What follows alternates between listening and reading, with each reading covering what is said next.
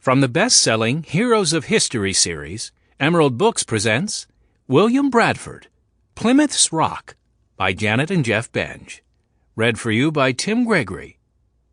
For information about other titles from this outstanding series that brings history to life, please visit heroesthenandnow.com or call 800-922-2143. Chapter 1. Beyond His Imagination. "Indians! Indians!" the sentinel yelled as he leaped over the barricade and took cover, a volley of arrows following him. William Bradford grabbed his musket and sprang into action. He could see Miles Standish already crouched at the barricade, reloading his gun. Several of the other men fired as William raised his musket to his shoulder and took aim. "We need to get to our muskets," he heard someone yell. "Some of us have already stowed them in the shallop." William turned to see 5 men running for the boat, trying to avoid the onslaught of arrows. The Indians attempted to cut them off, but Miles rushed out with his cutlass drawn and fended them off. Having reached the shallop, the men grabbed their guns and dived for cover behind the boat, and then opened fire. The arrows kept coming as the Indians advanced from among the trees. By now William had reloaded and fired again. As more and more muskets fired, the Indians began to fall back. One Indian stood by a pine tree and shot arrow after arrow at the men. The musket balls careening around him did not deter him. William watched as Miles took careful aim and fired. A lead musket ball smashed into the tree trunk right beside the Indian's head, showering the man with shredded bark. Suddenly, he turned and ran into the trees. The remaining Indians followed him. The attack was over. William was shaking as the men quickly gathered up their things and raced to the boat. The men pushed the shallop into the sea and jumped aboard. Soon the sail was up, and the boat was leaving the beach behind. William's shaking turned to shivering, and his teeth chattered. Out on the water it was bone-chillingly cold.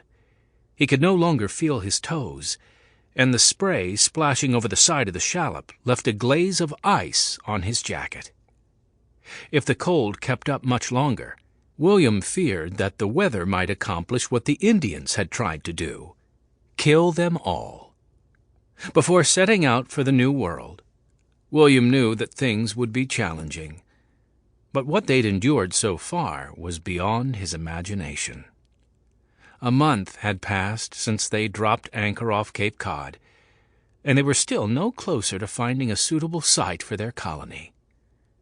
It wasn't supposed to be like this. In fact, they weren't even supposed to be on Cape Cod, but should have been farther south, near the mouth of the Hudson River. Unfavorable winds and currents had brought them to this place. With winter descending, they needed to find a home, a place to establish the community William and many others had dreamed about and planned for so long. It wasn't the first time he'd gone to another country in pursuit of his religious freedom, but for William, this was certainly the most challenging. Chapter 2. Come Out from Among Them. William Bradford set down his quill and stared out the farmhouse window. It was a beautiful summer day, and he could hear the swish of scythes as workers cut wheat in the nearby field. If things had gone differently, William would have been working alongside them, but he was considered too frail to join in the cycles of plowing, planting, and harvesting that went on in the fields around his home at Austerfield in Yorkshire. No one was quite sure what caused the intense stomach cramps and headaches William experienced. He'd heard his uncles suggest that his condition was related to the many losses he'd suffered in his 12 years of life. William's father, whom he was named after, had died when William was a year old. When William was 4 years old, his mother married Robert Briggs. William and his older sister, Alice, were sent to live with their grandfather, but he also died, and the 2 children were sent back to live with their mother Sample complete. Ready to continue?